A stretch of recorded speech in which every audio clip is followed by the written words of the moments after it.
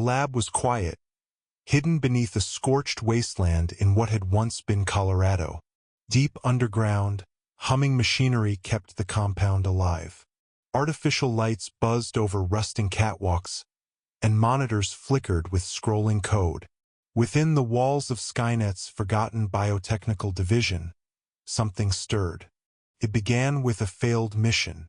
A Terminator unit, designation T-950, had been sent to investigate a lost outpost near Titan, one of Saturn's moons.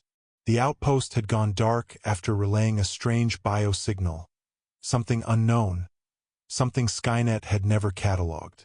When the T-950 returned, its memory banks were corrupted, body scorched, black acid burns etching the titanium alloy frame.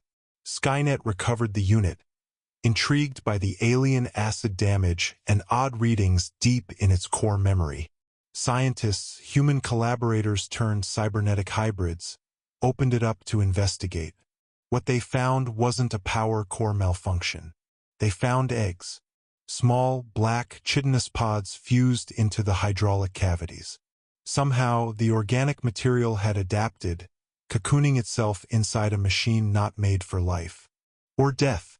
2 days later, the containment room was destroyed from within. The thing that emerged was neither entirely xenomorph nor machine. The X-950 prototype killed everything in the facility within 12 minutes.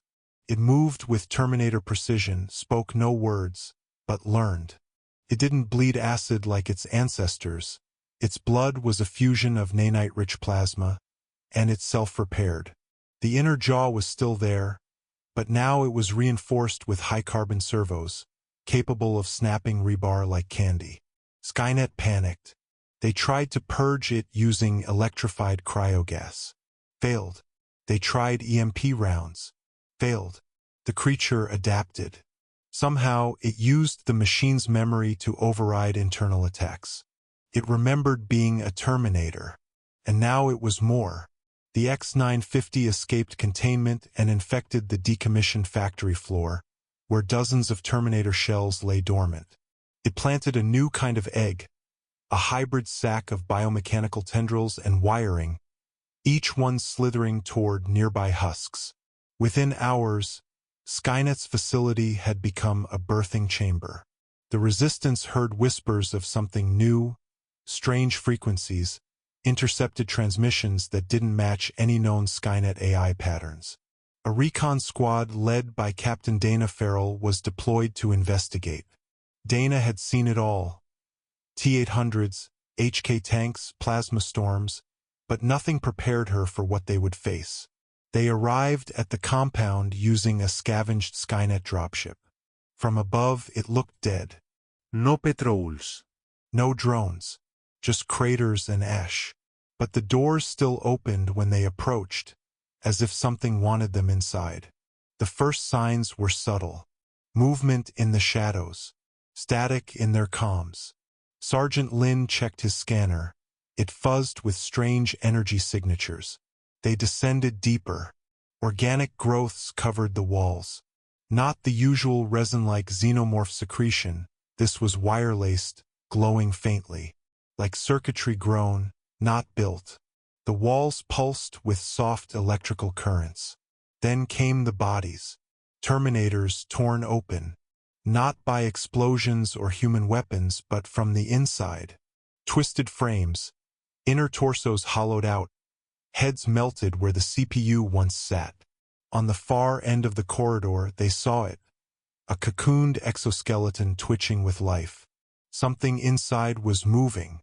"Pull back," Dana ordered. But it was too late. The creature dropped from the ceiling. It landed without a sound, all black sheen and chrome. Its skull was elongated, but metal-plated. Eyes like blood-red sensors. Its tail whipped like a cable lined with razor blades.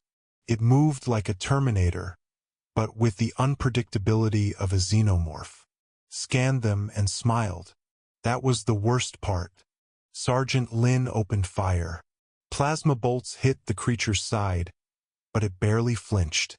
It darted forward, tail slicing through Lynn's chest plate like cardboard. He screamed once, then nothing. Private Morales launched a thermite grenade. The room exploded in flame, and the creature walked out of the fire, skin glowing red, systems adapting. It chased them through the halls, silent but relentless. They ran, doubling back toward the elevator shaft. Dana initiated a manual override, sending the lift down while they climbed the maintenance ladder. The monster leapt after them, claws gouging steel. They made it to the command level and sealed the shaft. 3 of them left: Dana, Morales, and the rookie, Pike. Pike was shaking. What is that thing? Dana stared at the broken monitors around them. One screen flickered with camera feed from a lower level. Egg chambers. Dozens. Maybe more. And on each egg, a host body, Terminator shells. She whispered, "It's Skynet's worst mistake." Suddenly, the comms cracked. Not with voices, with data. Binary code flooded the room. Dana recognized it, Skynet's language. The creature was broadcasting. "They're sending a signal," Morales muttered. "No," Dana corrected. "They're hijacking Skynet."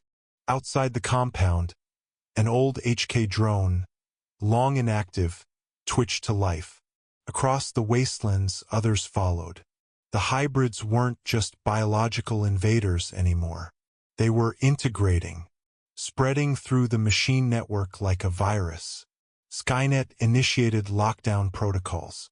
Too late, the hybrids adapted again, blending synthetic intelligence with the savage instinct of the hive. The Queen was reborn, not in flesh, but in code. A Queen Xenoterminator. Deep in the central lab, buried beneath 10 floors of metal and bone, it stirred. Massive, webbed into a throne of steel, feeding on CPU cores. Her claws were mechanized. Her crown was crowned in rotating data processors. Her screams echoed through cables. She was planning. The resistance team had no choice. Dana issued a full retreat. Their dropship was gone, repurposed, now part of the hive. But an old escape tunnel remained, used by engineers before the AI uprising. As they fled, the compound shook. Drones flew overhead, but didn't fire. They watched, studied. Dana reached the tunnel last. Before entering, she turned back. Something watched her from the shadows. Not the hybrid. A child. A synthetic child with black eyes and pale metal skin. A mimic. It blinked. Then its mouth opened to reveal a smaller jaw inside, spinning like a drill. Dana slammed the hatch shut. They made it out. Barely. 3 weeks later, Skynet's Western server hubs went dark. No communication. No fallback signals. Resistance outposts reported encounters with machines they couldn't hack. Ones that bled, ones that screamed. On the battlefield, they were nearly invisible, black chrome, slithering in and out of shadows. Bullets slowed them. Plasma barely scarred them. And they learned. Every death made them stronger. The resistance called them xenotechs. And the war changed. No longer was it man versus machine. Now it was man versus evolution. The hybrids didn't seek conquest. They weren't Skynet. Nor were they pure xenomorphs. They had no home planet, no origin code. They were born in darkness, fed on hate, raised by logic, forged in the ashes of 2 nightmares. And they would not stop. One night, a message played across all resistance comms. A distorted voice, synthetic, female, glitching and growling. "We have inherited the machine. We have perfected the hive. We are not enemies. We are inevitable." Then silence. Now every outpost waits in fear, because every broken Terminator could be a womb. Every destroyed drone might crawl again. And every scream in the dark might be your own voice, echoed back from something no longer human and no longer machine.